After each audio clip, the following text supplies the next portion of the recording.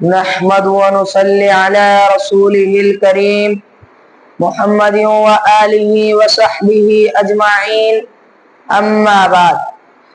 جب چمن میں لہو کی ضرورت پڑی، جب چمن میں لہو کی ضرورت پڑی، سب سے پہلے ہماری گردن کٹی، پھر بھی کہتے ہیں ہم سے یہ اہل چمن، پھر بھی کہتے ہیں ہم سے یہ اہل چمن، یہ چمن ہے ہمارا تمہارا نہیں، بات پھولوں کی ہوتی تو سہ لیتے ہم، بات پھولوں کی ہوتی تو سہ لیتے ہم، اب تو کانٹوں پہ بھی حق ہمارا نہیں۔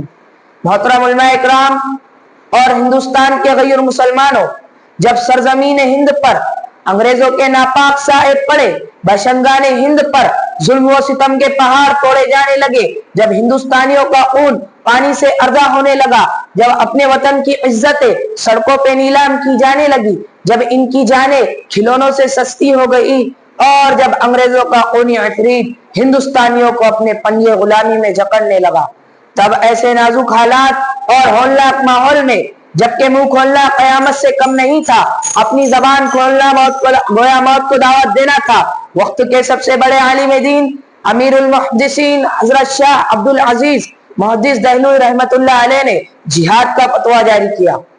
آپ نے اعلان کیا کہ انگریزوں کی فوج میں بھرتی ہونا حرام ہے، یہ ملک اب دارالحرب ہو چکا ہے، ایسے وقت میں انگریزوں سے جہاد فرض ہو چکا ہے۔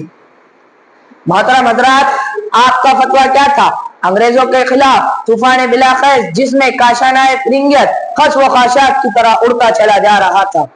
انگریزوں کے خلاف کھلم کھلا جنگ شروع ہو گئی، مسلمان میدان جہاد میں بے خوف بختر کود پڑے، انگریزوں سے دو بدو اور آمنے سامنے کی ایسی ٹکر لی کہ ان کے چھکے چھوٹ گئے، ناچارہ انگریزوں کو قدم پیچھے اٹھانا پڑا۔ اس فتوے کے بعد پورے ملک میں انگریزوں کے خلاف عام نفرت پھیل گئی اور ہر ہندوستانی کے سینے میں جذبہ آزادی مچلنے لگا۔ 1857 عیسوی کی جنگ آزادی سب سے مشہور اور خوفناک ہے، جس میں انگریزوں کے ظلم و ستم کی انتہا ہو گئی تھی۔ انگریزوں کے ہندوستانیوں پر عرصہ حیات تنگ کر دیا گیا تھا، مگر اس کے باوجود مسلمانوں نے انگریزوں کا بھرپور مقابلہ کیا، انگریزی ظلم کے آگے صد سکندری بنے رہے اور کسی بھی طرح کی قربانی سے دریغ نہ کیا۔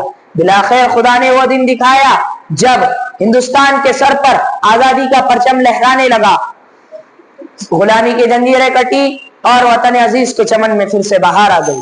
دوستو، جنگ آزادی میں مسلمانوں نے بے شمار قربانیاں دی ہے، لاتعداد علماء اکرام شہید کیے گئے۔ اسی بات پہ میں اپنی تقریر ختم کرنا چاہتا ہوں۔ وآخر دعوانا ان الحمد للہ رب العالمین۔